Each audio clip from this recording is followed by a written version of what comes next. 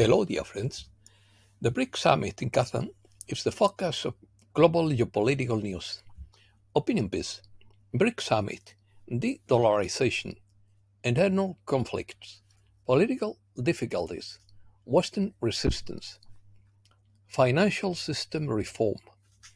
Lula vetoes Maduro at the BRICS. Maduro refuses to publish the minutes. Let's start. The challenge of the BRICS involves overcoming political, technical, and coordination barriers to achieve a viable alternative to the old financial system, while promoting a more diversified multipolar order. One of the main challenges is reducing dependence on the Western financial system. The BRICS seek to promote the use of national currencies in international transactions, strengthen alternative payment systems, and rely more on the Chinese renminbi, or even consider a new reference currency for the group called UNIT. The BRICS share an interest in reforming the global financial system to have a greater voice and representation in international financial institutions. They seek a stable, predictable, and more diversified international monetary system. This includes reform on international financial institutions. The BRICS are working on a review of the international system and of the possible initiatives to address these challenges. Brazil will assume the presidency in 2025 and is expected to continue these initiatives. The BRICS Summit in Kazan, for example, focuses on economic cooperation, trade, and strengthening the influence of these nations in international affairs. Coordination and unity among BRICS members are significant. Despite the group's expansion to 9 or 10 countries, including new members such as Egypt, Ethiopia, Iran, Saudi Arabia, and the United Arab Emirates, the difference in perspective and national interests among members complicates decision making. Also, an obstacle is the lack of talent and technical competence of some officials. The West in general shows resistance to giving up the privilege of the dollar as the world currency. This political resistance is a major obstacle to the BRICS efforts to change the international financial order. The BRICS are an association of very different countries, with democratic and authoritarian governments, and with great diversity in political, military, and economic terms. China, for example, dominates the group's economic weight. Veto to Venezuela. Brazil's veto of Venezuela's entry into the BRICS was seen as a hostile gesture by the Venezuelan government and was attributed to the lack of confidence generated by Maduro's failure to comply with the presidential elections.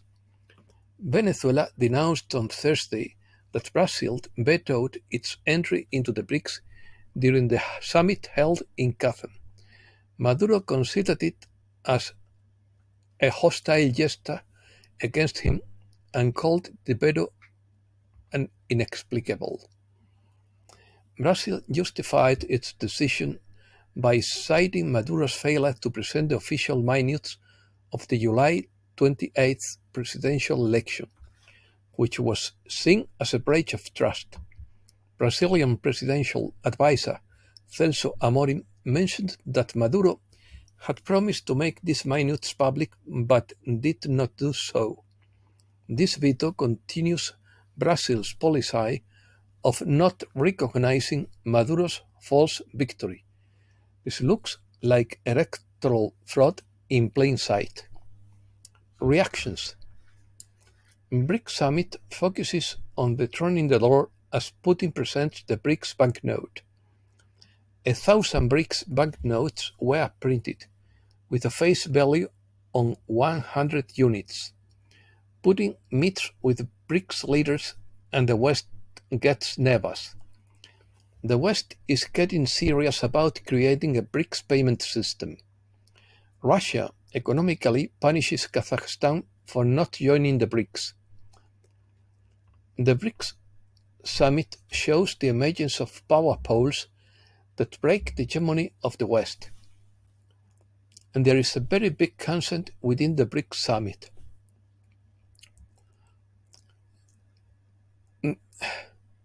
Due to the growth of the BRICS,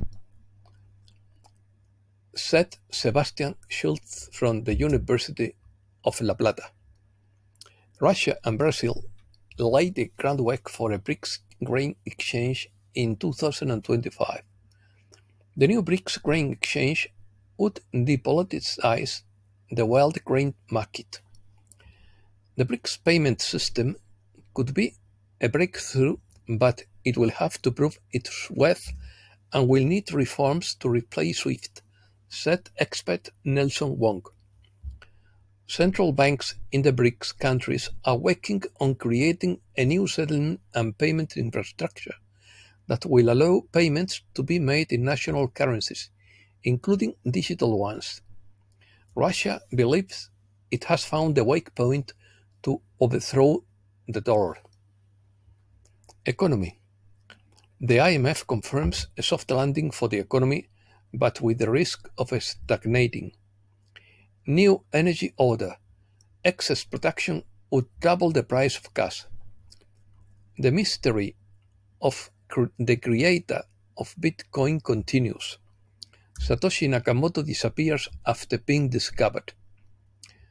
The Bank of Russia raises the key interest rate by 2 percentage points to a record level of 21% per year.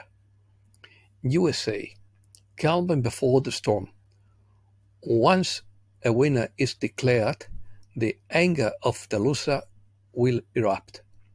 This political Vesuvius could inflame the country as events unfold.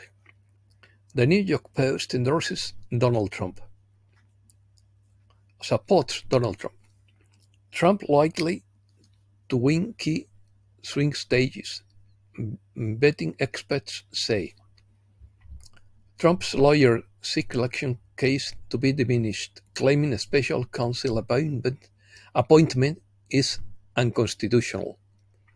More than 35 million Americans have already voted early.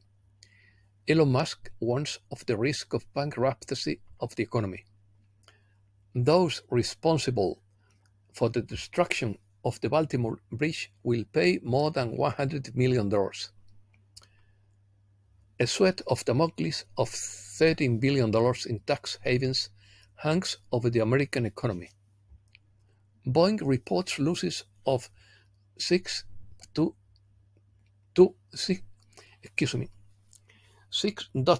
billion dollars amid a historic strike. India recalls its ambassador and other diplomats from Canada over security fears. Middle East. UN Council willed to act in face of darkest moment of Gaza conflict. UN sees Israel's actions in Gaza as possible crimes against humanity.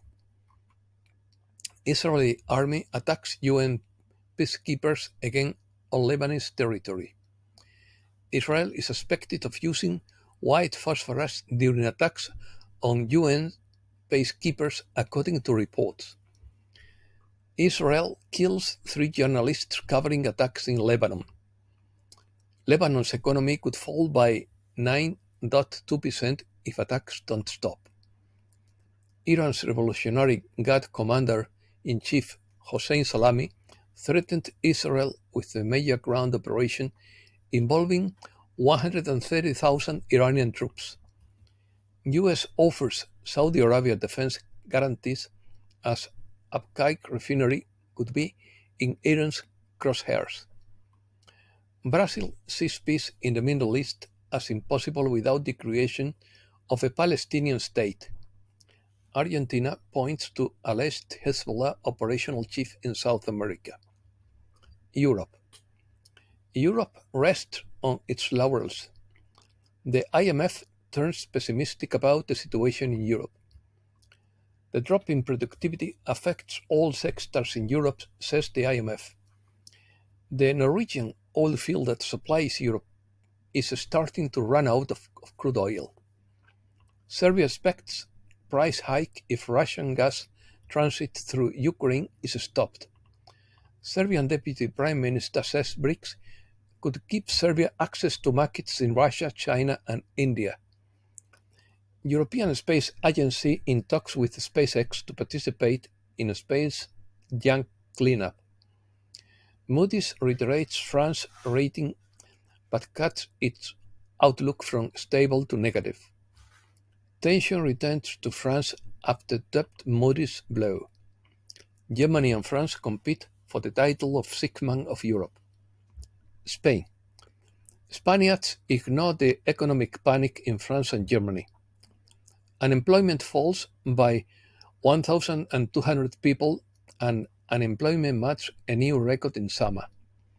Spanish farmers look to China and Saudi Arabia to avoid dependence on the EU. Tax inspectors announce a war in the courts against Catalan fiscal independence.